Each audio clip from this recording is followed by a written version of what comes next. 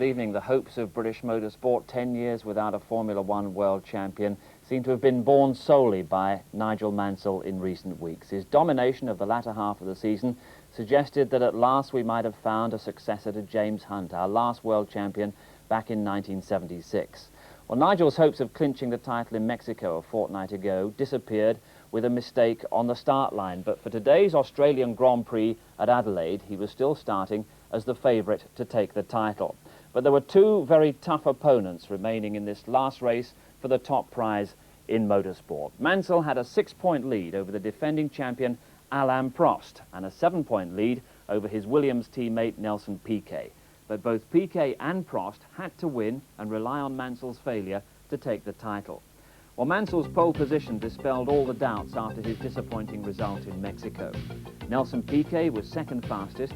He would share the front row with Mansell.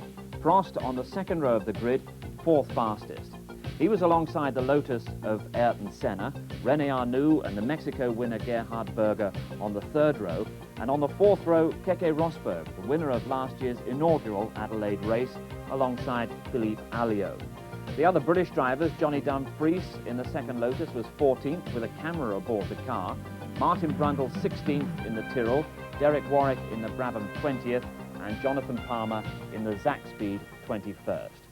But the story was contained in the front two rows. The three men battling for the title produced a race that left the championship in the balance until the last few laps. Would it be Mansell's day? That didn't seem likely in the opening couple of laps. Our race commentators are James Hunt and Murray Walker. So this race, 82 laps, and that is going to be as near 2 hours as makes no difference. This is absolutely the critical moment of the race. Nelson Piquet and Mansell together. And it's go, and a superb start from Nigel Mansell. Senna goes through into second place ahead of Piquet. The two McLarens slot in behind them into the chicane. Is anybody going to go off this year? It looks to me as though they're bunching up well and getting through. No problems at the chicane, and Senna is challenging for the start, and he goes through and he takes the lead. Senna takes the lead on the right-hander at Wakefield Turn. Now up to East Terrace Bend, the left-hand hander. It's Senna, Mansell, Piquet, and the McLaren going through ahead of the Williams and coming towards us. It is Ayrton Senna in the lead. It is Piquet second. It is Rosberg in third position. Mansell is down to fourth position. Well, there's a turn-up for the book because Nigel Mansell has lost his lead and Gerhard Berger is well up. And look at the way that the first three are breaking away. Senna, the Williams and the McLaren absolutely together, and Piquet going through and trying to take Senna. One Brazilian passes another, and we've got a third leader before even one lap has been completed. And it is Piquet, Senna, Rosberg, Mansell, and then Prost. Now they're approaching the tremendously fast Decaturville Terrace, the Brabham Straight, where they were doing 215 miles an hour during practice. And Piquet, he's breaking away. Yes, Piquet really meaning business. Tremendous first lap from him, very aggressive indeed. Mansell did what I think was probably right. He got a good start, but there was a lot of aggressive driving going on around him, and so I think he went for the defensive technique. René Arnoux into the pits. He had to be one of the favourites for the race because he started well up on the grid in fifth position. Already he is effectively out of it. Michele Alboreto is in trouble, and Keke Rosberg, driving in his last Grand Prix in his superb career, is really challenging Ayrton Senna. The order on the second lap, Piquet leading for Williams Honda, then Senna, there he is, and Rosberg is going through. Keke Rosberg charging, he means to win this one. He won in Adelaide last year in the Williams Honda. This is his last Grand Prix. He has had a terrible season. The highest that Keke Rosberg has finished is second position and a couple of fourth places. It's worth saying at this point too that the Williams team are extremely worried about fuel consumption. And Piquet is setting an absolutely searing pace in a race that's going to last at almost the full 2 hour distance, if not the full 2 hours, in which case he may be overdoing it. The McLarens are better on fuel consumption, but Keke Rosberg certainly too is going. And in the background you see Ayrton Senna with Nigel Mansell right behind him and going through, I do believe, Nigel Mansell going through and taking third position. So it's Mansell third, Senna fourth, Prost fifth, Berger sixth, and we are now on lap 4 out of this 82-lap race with still a long way to go. Watch the action. Well, Mansell is now where I think he'd want to be, other than being out in the lead in front, but he won't certainly be trying to chase the hares in the form of Nelson Piquet and Keke Rosberg. Remember that third place will ensure him the championship, whatever else happens. And I'm happy to say that the rain is holding off. There's a lot of moisture in the air, but it has not yet turned into rain. The leading pair have now pulled a 10-second gap back to Nigel Mansell, so they're really setting a scorching pace. And look at that, Keke Rosberg in front of Nelson Piquet. So Rosberg leads the Australian Grand Prix, and that's the first time he's been at the front of a Grand Prix since he left the Williams Honda team. Magnificent bit of driving. Rosberg started from 7th position on the grid. He's got ahead of Berger, he's got ahead of Arnoux, he's got ahead of Prost and Senna and Piquet. And of course Nigel Mansell, and now he leads with Piquet there in 2nd position, with Nigel Mansell in 3rd place, with Alain Prost in 4th position ahead of Senna. So the McLarens are eating into the opposition. This is what a lot of us expected to happen, because in the qualifying, not the qualifying, the half-hour practice that we had this morning, as ever, the McLarens were better than they were in the qualifying session yesterday, when full boost is called for, because the TAG engines do not take the boost that the Honda, the BMW and the Renault engines do. And now we travel with Johnny Dumfries, who is in 11th place in the Lotus-Renault. Now we're on the fastest part of the course, building up to 330 kilometres an hour, which is over 200 miles an hour. Coming down to first gear. Watch Dumfries' hand come off the steering wheel. Down a gear, down another gear. Hard right into racetrack hairpin, and now left into paddock turn. A wonderful, takes you back to the old days, James. Yes, tremendous, tremendous view. That really is very good. And it gives you just an idea, some idea of just how hard a driver has to work on a circuit like this. There he is. There is Keke Rosberg, and Alan Berg, as I predicted, is already in trouble and almost out of the race in the 2nd Ocella. Yes, and Rosberg has speeded up again. He's now done another fastest lap. And there is the Minardi, one of the Minardis, and it is the car of Alessandro Nannini, who has driven beautifully smoothly all season, and he's really blotted his copybook in the Australian Grand Prix, but hopefully he's all right. No sign of him in the cockpit. Yes, that looks like a pretty big shunt. He must have hit very hard indeed. But if you look at the front of the monocoque, the footwell appears to be undamaged, as Rosberg goes serenely on his way. He's some 4.5 seconds in front of Nelson Piquet, although I think getting past the back marker may have regained a little bit of ground for Piquet. And there is Alain Prost, who has got in front of Nigel Mansell. So Prost has passed Mansell. Prost now in 3rd place, and Mansell at the moment in 4th place, but still in the championship winning position, courtesy of Keke Rosberg, who's out front. And Alain Prost is catching Nelson Piquet, slowly but surely catching him. And incidentally, we have news that Nannini, who we saw had disappeared from his car, we didn't see the accident happen, but we have news that he is all right.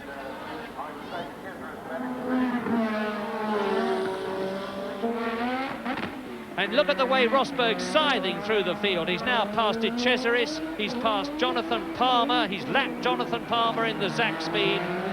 There is Alan Berg, still motoring in the Ocella. That's Huub Rotengatter. There is Christian Danner. This is Piquet 2nd. That is Prost 3rd. There is Arnoux, who has been lapped, and behind him is Nigel Mansell in 4th place. And Mansell is now 9 seconds behind Alain Prost, who is 3rd. And Alan Jones is in 8th place and closing on Gerhard Berger, so going backwards a bit, but a good drive by Alan Jones. Prost is the man to watch from the point of view of World Championship interest. Keke Rosberg is now leading by 9 seconds. But if Prost can get ahead of Piquet, he will be on target for the World Championship, because down in 4th position is Nigel Mansell. If Prost can get past Piquet, he could then close up on his teammate Keke Rosberg, who might well get an order to move over and let Prost through. And that was Alan Jones we just saw, a quick flash then, and he's passed Berger, so Jones moves up into 7th place. Although I didn't like what I saw in that little flash, because there seemed to be a bit of fluid coming out of the back of his car, but of course it could just have been, oh no, it's smoking badly. And that looks like all over. Johnny Dumfries gives us the thumbs up. That was courteous of him. He's just spun. Johnny Dumfries is saying to the millions of viewers all over the world, don't worry folks, I'm okay. Now, I think this is a replay of how it happened. Watch Dumfries, he changes up, comes up to a car behind him, locks his front wheels. It's one of the Tyrrells, it's Martin Brundle. Yeah, and he hit the oil. That was a lot of oil being dropped by Alan Jones's car. So that's the end of Jones. This is a totally absorbing race. We have the unique situation in 1986 of the unseen but very much there. Keke Rosberg in his last Grand Prix of his long career, leading now by an ever-increasing margin. He is 12 seconds in front of this battle for Piquet and for second place between Piquet, world champion of 1981 and 1983, and number 1 in the red and white McLaren, Alain Prost, the reigning world champion of 1985. Both of them in contention for this year's World Championship, and in 4th place, number 5, Nigel Mansell, the 3rd World Championship contender. Ayrton Senna, another Grand Prix winner of 1986, down low for him, 5th position. I think I see a little bit of graining, a little bit of marking up on the tread of the right front of Nelson Piquet's car. So there is a possibility that we're going to have some tyre bombers. The right front looks just a little bit marked on Piquet's car.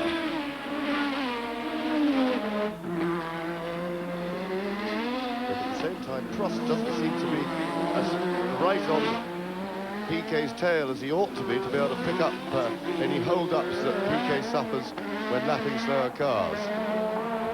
James, very important point. No one can be closer to the McLaren team than you are. My information was that Alain Prost was starting this race on the softest race compound, C's. I suspect you have later knowledge in saying that he's on the harder compound, B's, in which case he could theoretically go right through.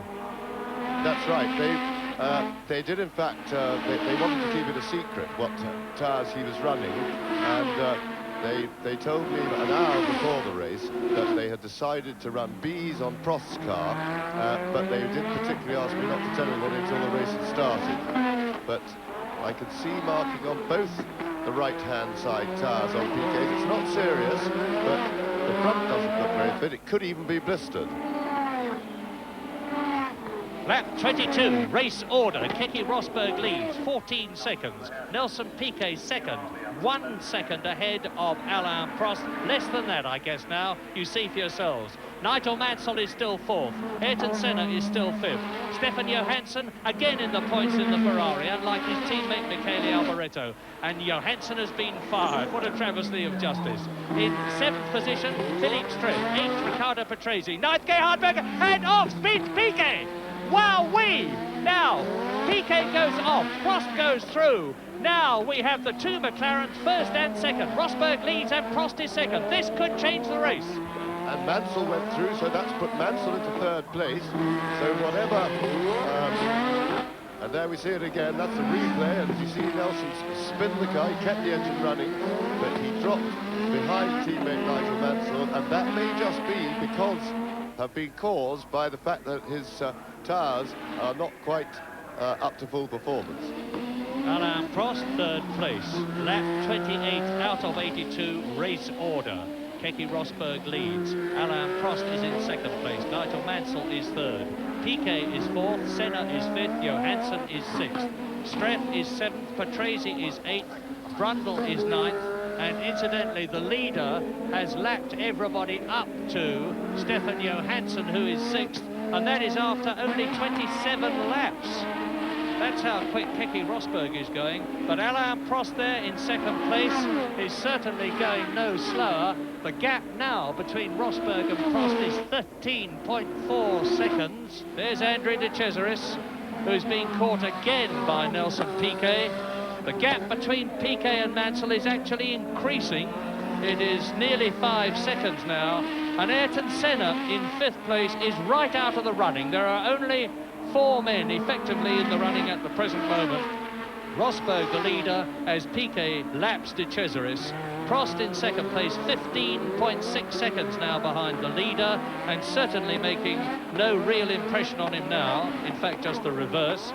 Nigel Mansell, 5 seconds behind Prost, and I'm sure content to stay there as you watch third place man Nelson Piquet, because Piquet and Prost, like other drivers in this race, but by no means all of them, are in radio communication with their pits. They have a small loudspeaker alongside each ear in the helmet. There's Gerhard Berger being passed by Nigel Mansell, and Prost is into the pits. Alain Prost on lap 33 is into the pits for his expected tyre change at about the right time. And this is a bad change by modern standards. Over 17 seconds, Alain Prost, and that is not good. That could be critical. I know we say that's not a good stop. Over 17 seconds to change all 4 tyres and wheels. That's bad. And in fact, it's incredible. But by Grand Prix standards, it is not good enough, because the Williams team have done it in under 7 seconds. Nevertheless, Alain Prost, that you look at now on new boots, has rejoined the Australian Grand Prix on lap 33 out of 82 in 4th position. And certainly all 4 of the front men are speeding up. But especially the man in 3rd position, Nelson Piquet, because he is catching Mansell. You can see that the gap, which was nearly 4 seconds, has been carved right down. And soon we're going to have the position of these 2 teammates in very equally matched cars, in a situation where both are in contention for the World Championship, fighting each other for the 2nd place that they both need to have in order to try to do something about Keke Rosberg, the leader. And Piquet needs that 2nd place more than Mansell does, because to win the World Championship, Piquet has to win the race. And there's Berger's car being pushed away, so that's another retirement. Need an enormous amount of self-discipline from Nigel Mansell, of course, not to fight Piquet every inch of the way, because quite apart from wanting to stay ahead anyway, there is the added incitement of wanting to stay ahead of your teammate, particularly when it's Nelson Piquet, who Nigel Mansell has consistently done better than this year. But Piquet is certainly going, he's certainly intending to have 2nd place, and he takes it. And Nigel Mansell didn't fight there. I think, as James has suggested, that Nigel Mansell is using every ounce of his considerable intelligence, acumen and experience, and letting Piquet go through, knowing that if he stays where he is, he's still going to be world champion. Yes, very sensible driving by Mansell. Exactly the right thing. No point in him fighting Piquet. On lap 45, the race order is Keke Rosberg leading by 36 seconds from Nelson Piquet. There is Rosberg. Mansell just a whisker behind Piquet, having let the Brazilian through in order to maintain his hold on the World Championship without getting... And Senna's out! Ayrton Senna finishes the 1986 season, and the last race he's going to be driving in, driven by a Renault engine, unfortunately by retiring with what looked like either engine or gearbox trouble from the way he got round the back and had a look. Nigel Mansell informed every inch of the way by Patrick Head through radio from the pits, knows that if he just quotes, jogs, close quotes, at a mere lap speed of about 108 miles an hour or so average around this circuit, and keeps Nelson Piquet in sight, with Keke Rosberg still leading the race, he is guaranteed the World Championship, the fame, the prestige, and the very, very considerable fortune that will accompany it, and how richly it will have been deserved. So you watch now and enjoy the classic sight of two of the masters of modern Grand Prix racing. Double world champion Nelson Piquet, world champion designate Nigel Mansell in second and third places. And behind them, with Keke Rosberg maintaining that lead of about 36, 37 seconds, it's Alain Prost in fourth position, and he is 9 seconds behind Mansell. We've still got the question of whether the Williams cars are going to come in for tyres, whether the Williams cars are, in fact, going to be affected by fuel consumption problems, and that's Johnny Dumfries. And Prost, meanwhile, has just reduced the lap record yet again to some 21.002, so pretty much 1:21 dead. And Johnny Dumfries working away at the wheel. Remember, by this stage of the race, the drivers are starting to get pretty tired, but they're not allowed to acknowledge the pain and discomfort. You've got to keep going, obviously. And there, Prost got right up to Nigel Mansell. So, after a fairly long, hard chase, Prost is getting into position now to start challenging. Piquet, of course, only just a second or so in front of Nigel. So we've now got a three-cornered fight, basically for second place, or two-cornered if you agree that, of course, Nigel Mansell is particularly fighting for second, but he won't really want Prost to go past, because if Prost can get past both Williamses, that will put Nigel down into fourth place, and if Rosberg then hands his lead over to Prost, he could nick the championship. I'm sure Nigel will be well aware of this, so he would be, in my opinion, well advised at this stage to fight for that third place and defend it as best he possibly can. But the thing that I make no bones about it, mystifies me, is the way the Williams cars are going on and on without coming in to change tyres, if indeed they are on the C compound, which are the softest race tyres. There's not a lot of tyre wear here, but I would be mildly surprised if they could both go through the full race distance without a tyre change. But that's soon going to be of academic interest, because, as you can see, Prost is catching Nigel Mansell, who is third. Ayrton Senna having his sandwiches. Work done for the day. He looked very relaxed. In a pre-race TV interview, they asked Ayrton Senna if he couldn't win the race, who would he like to see win the race? He rather sensibly said he really couldn't give a stuff. And out of the right-hander they come together. Is this going to be Prost's chance? Tremendous stuff. Now Nigel's driving very sensibly. He's keeping it absolutely smooth and quite rightly making it as difficult as he possibly can. So far, Prost has not looked like he's had any obvious chance of overtaking, but he's now right on his tail. This is the closest he's been. So this is where Mansell's got to keep really cool, because it's more important to be smooth than to be fast at this stage, because a mistake, getting a corner wrong, of course, will allow, if he's a bit slow out of a corner, that gives Prost the chance to swoop past. So he just wants to be smooth. Rosberg out! Keke Rosberg is out of the Australian Grand Prix. If this isn't a sensation, I would like to know what is. The man who won last year has retired in the lead. He must be bitterly disappointed, and now the World Championship is indeed wide open. There's the reason. Look at the flapping right rear Goodyear on Keke Rosberg's McLaren. A smashed tyre, and out of the race goes the Finn. And that means that Nigel Mansell only has to finish now to be world champion.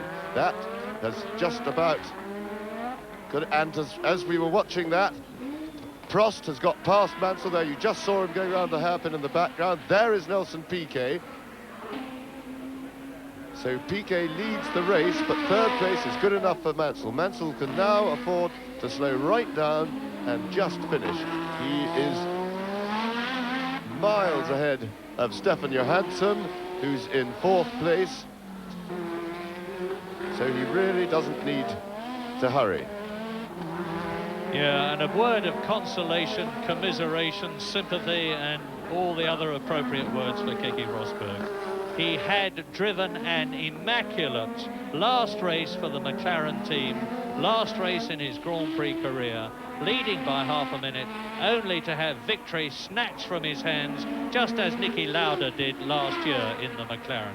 What bitter, bitter disappointment for him. He may have been prepared to move over, and look at that! Out that, and colossally, that's Mansell! That is Nigel Mansell, and the car absolutely shattered. He's fighting for control, and you can see what's happened. Mansell is out of the race. Now, this could change and will change the World Championship. What an absolute tragedy for Mansell. Obviously, the tyres went at almost the same time as Keke Rosberg, so there's a wear problem. Piquet must be made aware of that by radio, because it means he, with his tyres, will be here. We're going to see what happened again, and that's an absolute tragedy, because that means that poor Mansell, that is terrible at the last moment, because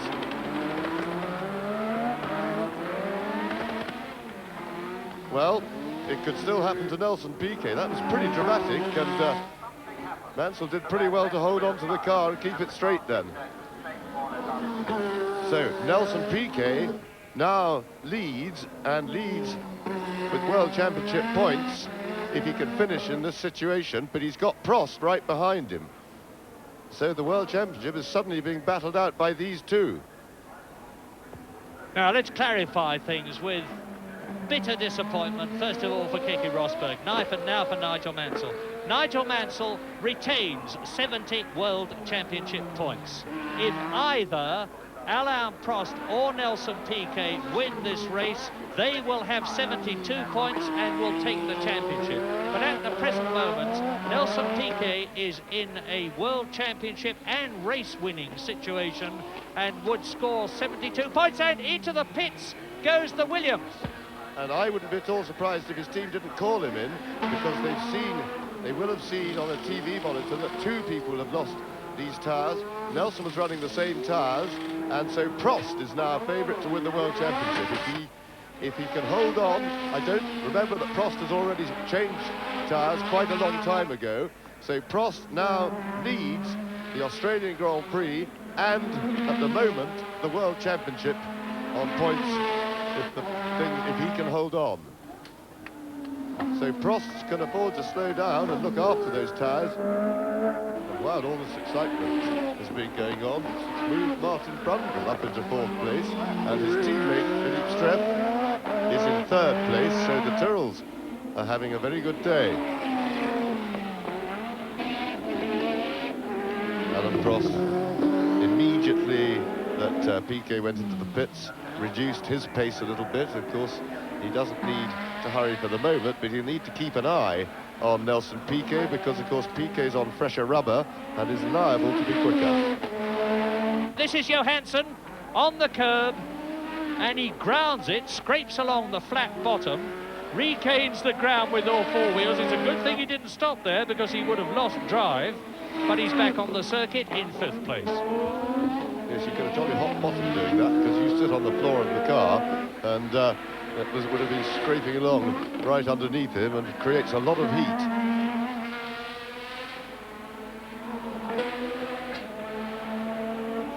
Prost is still pushing it along pretty quickly, but what a tragedy for Nigel Mansell. driven so well all season. There is Nelson Piquet in second place. Mansell had by and large outdriven Nelson Piquet, and Piquet, I think, is easing up because or maybe he was a little bit slower then, but lapping the Zach speed, but the gap now is over 21 seconds. There is the unfortunate Nigel Mansell, bathed in sweat, his face a mask of tragedy, seeing his World Championship chances slipping away. There's Streff, there's Brundle, and behind Martin Brundle, who is in 5th place, is Stefan Johansson. So the battle for 3rd, 4th and 5th is getting pretty close indeed. Johansson is catching Brundle, who is 4th. Brundle is not so far behind Streff, who is 3rd. Now, there you see them. There's Streff taking the racetrack hairpin. There is Martin Brundle, and just behind him is the Ferrari of Stefan Johansson. 3rd, 4th and 5th. 1st and 2nd look to be settled, provided Prost has no problems and Piquet has no problems. Dumfries, who is with them, has been lapped. He is in 6th position. So you're actually looking at the 3rd, 4th, 5th and 6th cars together on the circuit.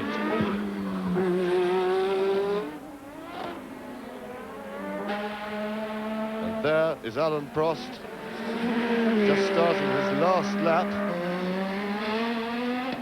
So Prost can virtually coast around the circuit. He's got a comfortable lead of 11 seconds now. He's slowed it right down. He's 11 seconds in front of Nelson Piquet. And bitter luck and bitter disappointment for Nigel Mansell, who was doing everything right to win the World Championship, and then he had his tyre explode on him, as did the man who made the running for most of the race, Keke Rosberg. But you've got to hand it to Alain Prost. He does deserve this title. He's driven steadily, thoughtfully. He drove in a marvellous race today, never panicked, and just kept on his usual relentless coming through, and a tremendous effort also by the McLaren team. It's been a wonderful Australian Grand Prix.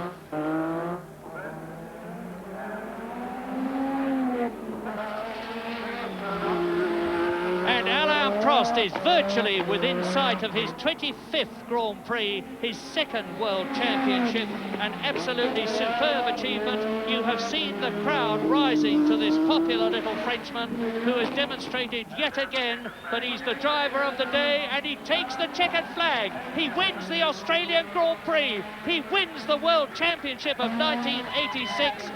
Absolute euphoria in the McLaren pit, and Keke and Alain Prost stops immediately. I wonder if that means he was so low on fuel that he had to stop. Look at him, he can hardly believe it himself. Alain Prost, the quiet, softly spoken Frenchman, receiving the plaudits of the crowd, and my goodness, they deserve. But let us not forget, in the joy of the occasion for this victory for Alain Prost, the bitter cup of Nigel Mansell, who has had the World Championship dashed from his hands. Let us not forget the bitter disappointment for Keke Rosberg, who might well have won the race. And let us too sympathise with Nelson Piquet, who failed to win the World Championship for the 3rd time. Victory and the title once again for Alain Prost in the McLaren. He gets just 8 points for that victory in Australia, because he's now dropping points at this latter end of the season. It's enough to give him the title, though. Nelson Piquet 2nd, Stefan Johansson 3rd in the Ferrari, and that 4th place for Martin Brundle in the Tyrrell, and the 6th place for Johnny Dumfries in the Lotus. Really scant compensation for the British fans, so disappointed by Nigel's failure to take the title. Mansell missing out by just 2 points. Alain Prost retains the title, 72 points for him, 70 for Mansell, and 69 for Nelson Piquet. And in the Constructors Championship, well, that had gone the way of Williams some time ago, but Nigel Mansell's failure today meant that they missed out on getting the record points total that they'd so hoped for. So disappointment for British motorsport, great disappointment, of course, for Nigel Mansell, and indeed Frank Williams, who was in the studio with us watching the race live. And I got his reaction shortly afterwards. Well, desperately sorry for Nigel. It was the circumstances completely out of his hands. I think Keke had a tyre failure. Certainly Nigel seems to have had that. and it's just something he couldn't control. Let's take a look at precisely what did happen to Nigel. It was a tyre explosion, wasn't it? Well, it's difficult to be certain sitting 12,000 miles away, but visually, watching your television set there, I think the first thing to let go probably was the tyre. It's shredding pretty rapidly there. He did well to keep it all together, didn't he? Brilliant, actually. Yes, quite a moment at very high speed. Right, and Alain Prost, the champion once again, tremendous achievement. Back-to-back championships for the first time since Jack Brabham in 1959. You must admire that. Yes, it has to be said that both he and his team McLaren have done a brilliant job. It's regrettable they took it away from us, but that's how it goes. But it is very great for me that to win this championship, because I think for the last in 82, 83 and 84 I lost for one time 4 points, 2 points, half a point, and I think it's fantastic. It's really a shame for Nigel. I'm really sorry, honestly, because I like Nigel very much, and I know how it is to lose a championship for half a point or 2 points, whatever, but I know to lose at the last race is very bad, and I'm very sorry for him, but I know he's going to be able to win maybe next year. I hope for him. I must say that I'm very, very pleased for Alain Prost, current world champion. I'm not only disappointed for myself, I'm disappointed for England, and especially Frank Williams, who's watching now. It's not been a bad year, but you know, I'm not any other nationality except British and English, and you know, I can see the smiles coming back. My wife and I have got to get together and sort of get to know one another again. She's terribly upset, and so is everybody, really. But being English, we'll hopefully bounce back, but we need a bit of time, we need a bit of space to breathe and enjoy life as we know it now. An understandably disappointed Nigel Mansell, preceded by an understandably jubilant Alain Prost, who's retained his World Championship title. But for Nigel Mansell, well, he dominated that latter half of the season. He seemed to have the World Championship in his grasp, and then at 5 minutes our time, the small hours of Sunday morning, he'd literally seen his World Championship hopes blown out. Good night. And look at that! Out that, and colossally, that's Mansell. That is Nigel Mansell, and the car absolutely shattered. He's fighting for control, and you can see what's happened. Mansell is out of the race. Now, this could change and will change the World Championship.